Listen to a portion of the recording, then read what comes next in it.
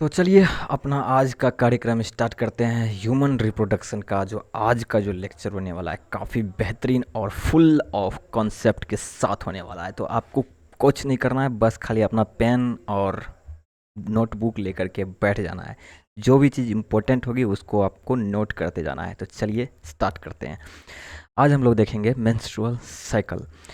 तो आप में से बहुत कुछ पता होगा पहले से भी। जो एनसीईआरटी रीडिंग करके आए होंगे उनको तो काफ़ी आइडिया होगा। जो एनसीईआरटी रीडिंग करके नहीं आए हैं तो कोई बात नहीं, आज हम लोग पूरा ओवरव्यू करने वाले हैं। ये मेंस्ट्रुअल साइकिल जो होता है एक ऐसा रिप्रोडक्टिव साइकिल होता है फीमेल प्राइमेट्स में, खास करके जैसे आप देख लो मंकी, एप्स, लेमूर, इवन की ह्यूमन बींग्स में, सब में भी, और भी एटसेट्रा बहुत सारे हैं। ऐसे रिप्रोडक्टिव साइकिल को फीमेल प्राइमेट्स में हम लोग मेंस्ट्रुअल साइकिल कहते हैं। लेकिन जो नॉन प्राइमेट्स हैं उसमें यही साइकिल को हम लोग एस्ट्रस साइकिल या स्ट्रस साइकिल कहते हैं। उसका थोड़ा सा अलग चलता है। तो हम लोग उसका अभी हम लोग कंप्लीट डिटेल्स में उसके बारे में नहीं चलेंगे। अभी हम लोग मेंस्ट्रुअल साइकिल के बारे में चलेंगे जो कि फीमेल प्राइमेट्स का हम लोग बात करेंगे। ठीक है, अब देखिए पहला टर्म है हमारा यहाँ पे, वो है मेनार्च। ये क्या है कि मेंस्ट्रुअल का ये बिगनिंग है। मेंस्ट्रुअल कहने का मतलब होगा ब्लीडिंग। ठीक है, फर्स्ट मेंस्ट्रुअल जो होता है वो 12 से 15 ईयर के, मतलब 12 to 15 ईयर्स के एज में स्टार्ट होता है ये। ठीक है, एक तरह से कह सकते हो, मतलब जब एडल्ट एज मतलब कि आने का मतलब ये कि बिगनिंग होता है ना, तो आप वहाँ से कह सकते हो कि ये 12 to 15 ईयर्स का एज जो होता है इसमें स्टार्ट हो जाता है। तो इसको हम लोग मेनार्च के नाम से जानते हैं। एक होता है मेनोपॉज, जब ये मेंस्ट्रुअल रुकने का टाइम आएगा। ठीक है, जब ये ओवुलेशन मेंस्ट्रुअल जब स्टॉप होने का टाइम आएगा, जो कि होता है कितना, 45 to 50 ईयर्स का एज में, तो उस टाइम पे जो मेंस्ट्रुअल और ओवुलेशन जो रुकता है उसको हम लोग बोल देते हैं मेनोपॉज। अब देखो ह्यूमन फीमेल्स में क्या होता है कि ऑन एन एवरेज ये रिपीट करते रहता है मेंस्ट्रुअल 28 to 29 एवरेज, 29 डेज पे। ठीक है, अब देखो मेंस्ट्रुअल साइकिल जो है, ठीक है, एक के बाद एक ख़त्म होता है, उसके बाद नेक्स्ट का स्टार्टिंग होना शुरू हो जाता है। इसमें क्या होता है, एक ओवम रिलीज़ किया जाता है एक मेंस्ट्रुअल साइकिल में। एक साइकिल चलेगा, एक ओवम रिलीज होगा। अब देखो इस मेंस्ट्रुअल साइकिल में, मतलब मेंस्ट्रुअल साइकिल में बेसिकली टोटल ये 28 to 29 डेज का जो मेंस्ट्रुअल साइकिल है, इसमें 4 फेज हम लोग पढ़ेंगे। पहला फेज जो 3 से 5 दिन के अंतराल में चलता है, फर्स्ट 3 to 5 डेज के अंतराल में जो चलता है उसको हम लोग बोलते हैं ब्लीडिंग फेज या मेंसेस। ठीक है, फिर 6 to 13 डेज के जो डेज में जो चलता है इसको हम लोग बोलते हैं फॉलिकुलर या प्रोलिफरेट फेज। फिर 14th डे जो चलेगा इसको हम लोग बोलेंगे ओवुलेटरी फेज। ठीक है, क्यों इसका नाम ऐसे पड़ा है ये हम लोग डिटेल्स में पढ़ेंगे।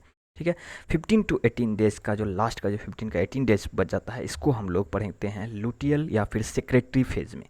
ठीक है, अब चलो देखो एस्ट्रोजन और प्रोजेस्टेरोन का लेवल क्या हो जाता है, इंक्रीज हो जाता है। उसके बाद क्या होता है, फॉलिकुलर स्टिमुलेटिंग हार्मोन और लुटेनाइजिंग हार्मोन जो है रिलीज नहीं होता है। किसके द्वारा, ये कौन रिलीज करता है, एंटीरियर पिट्यूटरी ग्लैंड। ठीक है, ये रिलीज करता है, ये रिलीज अब होना बंद हो जाता है।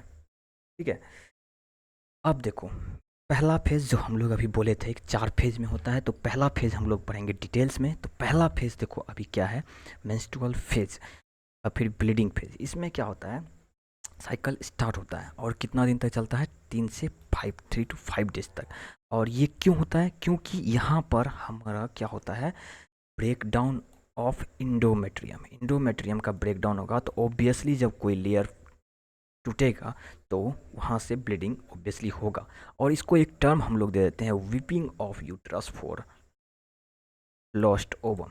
क्योंकि यहाँ पे क्या होता है, एक ओवम निकलता है, एक साइकिल में एक ओवम निकलता है। वो ओवम अगर फर्टिलाइज नहीं हुआ वहाँ पे, मतलब फर्टिलाइजेशन नहीं हुआ, तो वो क्या होता है, अगर प्रेगनेंसी कंसीव नहीं हुआ तो वो लॉस्ट हो गया। तो वो वीपिंग एक तरह से आंसू बहने, एक तरह से ब्लड बह रहा है, तो इसको हम लोग वीपिंग ऑफ यूट्रस बोल देते हैं। यूट्रस रो रहा है क्योंकि ओवम लॉस्ट हो रहा है। As the production of luteinizing hormone decrease, corpus luteum start regressing. ठीक है, उसके बाद प्रोजेस्टेरोन और एस्ट्रोजन का लेवल डिक्रीज होगा, इंडोमेट्रियम का ब्रेकडाउन होगा और मेंस्ट्रुअल का बिगनिंग होगा। और मेंस्ट्रुअल फ्लो में क्या क्या होता है आपको, ब्लड, इंडोमेट्रियम लाइनिंग, ठीक है, सेक्रेटिन एंड अनफर्टिलाइज ओवम। जो ओवम फर्टिलाइज नहीं हुआ वो फर्टिलाइज ओवम भी यहाँ पे क्या होता है, रिलीज होता है। अब देखो दूसरा फेज अपना जो है वो है फॉलिकुलर या प्रोलिफरेट फेज। ये 6th डेज से स्टार्ट होता है, 13 to 14 डेज तक चलता है। कितना दिन का, 28 डेज का हम लोग मान के चल रहे हैं। 28 to 29 days on an average है, हम लोग मान के चल रहे हैं। इसमें क्या होता है, गोनेडोट्रोपिन का सिक्रेशन धीरे धीरे करके बढ़ने लगता है, जिसको लुटिनाइजिंग हार्मोन और फॉलिकुलर स्टिमुलेटिंग हार्मोन। यहाँ क्या होता है, फॉलिकुलर डेवलपमेंट का स्टिमुलेट किया जाता है, फॉलिकुलर डेवलपमेंट को यहाँ पे बढ़ावा दिया जाता है। प्राइमरी फॉलिकल किस में चेंज हो जाता है, ग्राफियन फॉलिकल में, मैच्योर फॉलिकल में। ठीक है, यहाँ पे क्या सीक्रेट होगा, एस्ट्रोजन का सीक्रेट होगा, और ये किसको स्टिमुलेट करेगा, इंडोमेट्रियम के प्रोलिफरेशन को। और यहाँ पे इंडोमेट्रियम कैसा हो जाएगा, थिक हो जाएगा, ग्लैंडुलर हो जाएगा और वास्कुलर हो जाएगा। ठीक है, अब देखो अपना थर्ड जो फेज आता है वो है ovulatory phase. Important, both the luteinizing hormone and follicular stimulating hormone क्या होता है, अपना पीक लेवल पे होता है in the middle of the cycle. ये 14 डे का साइकिल, 14th डे जो है ये मिडिल है, साइकिल का मिडिल डे है, और यहाँ पर ये दोनों हार्मोन अपना पीक लेवल पे होता है। बहुत ही इंपॉर्टेंट है, याद रखने वाली बात है। और एस्ट्रोजन का लेवल भी इंक्रीज होता है यहाँ पे रैपिड इंक्रीज होता है किसमें, लुटेनाइजिंग हार्मोन में, जो कि क्या काउज करता है, ओवुलेशन, यानी कि release of ovum from Graafian follicle. ठीक है, ग्राफियन फॉलिकल से ओवम को रिलीज कराता है। यहाँ पे इंक्रीज इन लुटेनाइजिंग हार्मोन ही काउज करता है ओवुलेशन। ठीक है, अब अपना लास्ट और फोर्थ जो हमारा फेज है वो है लुटियल या फिर सेक्रेटरी फेज। ये 15 से 28 डेज तक का होता है। कितना, 28 डेज का, ये 15 से 28 डेज तक का होता है। ठीक है, अभी आप देखोगे। ठीक है, चलो अब हम लोग आगे बढ़ते हैं। जो बच जाता है ग्राफियन फॉलिकल का, जो सेल बच जाता है वो किसके द्वारा, लुटिनाइजिंग हार्मोन के द्वारा स्टिमुलेट किया जाता है, और वो किस में डेवलप हो जाता है, कॉर्पस लुटियम में, जो कि सीक्रेट करता है प्रोजेस्टेरोन, और यही मेंटेन करके रखता है इंडोमेट्रियम को इम्प्लांटेशन के लिए। अगर प्रेगनेंसी होता है तो यहाँ पे ध्यान देने वाली बात है, ये कॉर्पस लुटियम जो है, यही कॉर्पस लुटियम है जो प्रोजेस्टेरोन का रिलीज करता है, और ये इंडोमेट्रियम को मेंटेन करके रखता है इम्प्लांटेशन के लिए इन केस ऑफ प्रेगनेंसी के केस में। इन केस ऑफ प्रेगनेंसी, अगर प्रेगनेंसी होता है तो जितना भी इवेंट्स है मेंस्ट्रुअल साइकिल का सारा रुक जाएगा और कोई मेंस्ट्रुएशन नहीं होगा। अगर मान के चलो कि प्रेगनेंसी नहीं हुआ, इसका मतलब फर्टिलाइजेशन नहीं हुआ। अगर फर्टिलाइजेशन नहीं होगा तो लुटिनाइजिंग हार्मोन डिक्रीज कर जाएगा, लेवल उसका डिक्रीज कर जाएगा, और कॉर्पस लुटियम जो है ये डिसइंटीग्रेट कर जाएगा, प्रोजेस्टेरोन लेवल भी डिक्रीज कर जाएगा, और डिसइंटीग्रेशन ऑफ इंडोमेट्रियम का डिसइंटीग्रेशन हो जाएगा, और फिर से मेंस्ट्रुएशन का बिगनिंग हो जाएगा, और नया साइकिल स्टार्ट। ये पहले वाला साइकिल जो चल रहा था वो अब फिर से रिपीट होना शुरू हो जाएगा, क्योंकि लुटिनाइजिंग हार्मोन का लेवल डिक्रीज हो गया, कॉर्पस लुटियम डिसइंटीग्रेट हो गया, प्रोजेस्टेरोन लेवल भी डिक्रीज हो गया, इंडोमेट्रियम डिसइंटीग्रेशन होगा, तो फिर से ब्लीडिंग होगा, तो फिर से साइकिल स्टार्ट होगी। तो ये जो साइक्लिक जो मेंस्ट्रुएशन है, ठीक है, ये साइक्लिक मेंस्ट्रुएशन है, ये इंडिकेट करता है normal reproductive health between manners and menopause. ठीक है, अब चलो, अगर सपोज करो कि मेंस्ट्रुएशन नहीं हुआ तो इसका कारण ये हो सकता है, या तो प्रेगनेंसी हुआ, ठीक है, या तो प्रेगनेंसी का कॉज है, या फिर क्या है, स्ट्रेस है, या फिर पुअर हेल्थ है, एटसेट्रा, बहुत सारा काउज हो सकता है। ठीक है, जरूरी नहीं है कि सिर्फ प्रेगनेंसी ही होगा तभी मेंस्ट्रुएशन रुकेगा, स्ट्रेस और पुअर हेल्थ भी इसका कारण हो सकता है। अब देखो फर्टिलाइजेशन क्या है, ये प्रोसेस है एग और स्पर्म के फ्यूजन का।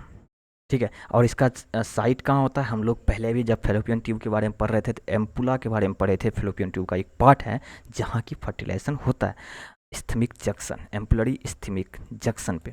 अब देखो अराइवल ऑफ स्पर्म में क्या होता है, कॉपुलेशन सेक्सुअल इंटरकोर्स के टाइम पे क्या होता है कि सीमन रिलीज होता है पेनिस के, मेल के पेनिस से। ठीक है, और वो कहाँ पहुँचता है, फीमेल के वेजाइनल ट्रैक्ट में, जिसको हम लोग इंसेमिनेशन भी पढ़ रहे थे। ठीक है, इवेंट जब हम लोग पढ़ रहे थे, याद है?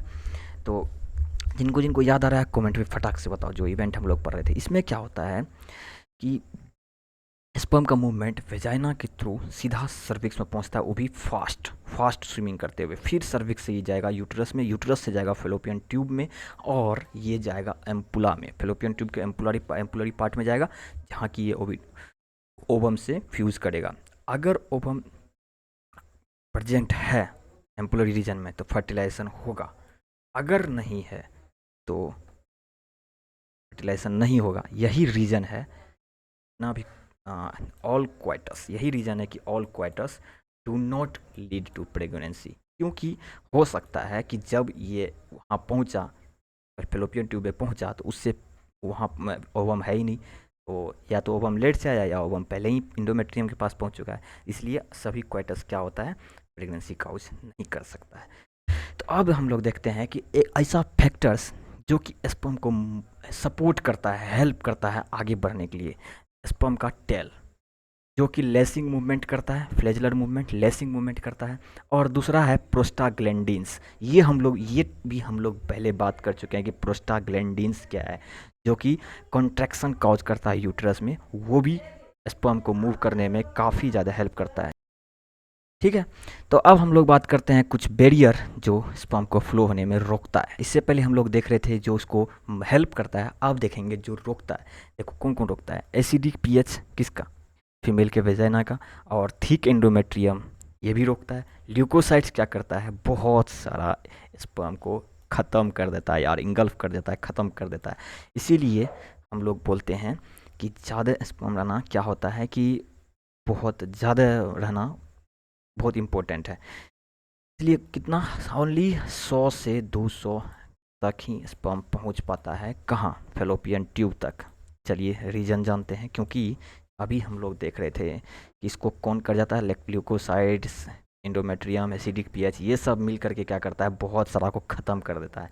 यही रीज़न है कि लार्ज अमाउंट में स्पर्म का प्रोड्यूस होना और उसको फीमेल रिप्रोडक्टिव ट्रैक्ट में डिपॉजिट करना बहुत ज़्यादा इम्पोर्टेंट है। अगर नहीं होगा तो फिर क्या होगा, फर्टिलाइजेशन वहाँ तक स्पर्म पहुँचेगा ही नहीं, क्योंकि उतना स्पर्म ही नहीं है, वहाँ तक पहुँचेगा ही नहीं, या ना पहुँचेगा तो फर्टिलाइजेशन होगा ही। अगर फर्टिलाइजेशन नहीं हुआ तो प्रेगनेंसी कंसीव ही नहीं होगा, तो इसके लिए होना बहुत ज़्यादा ज़रूरी है।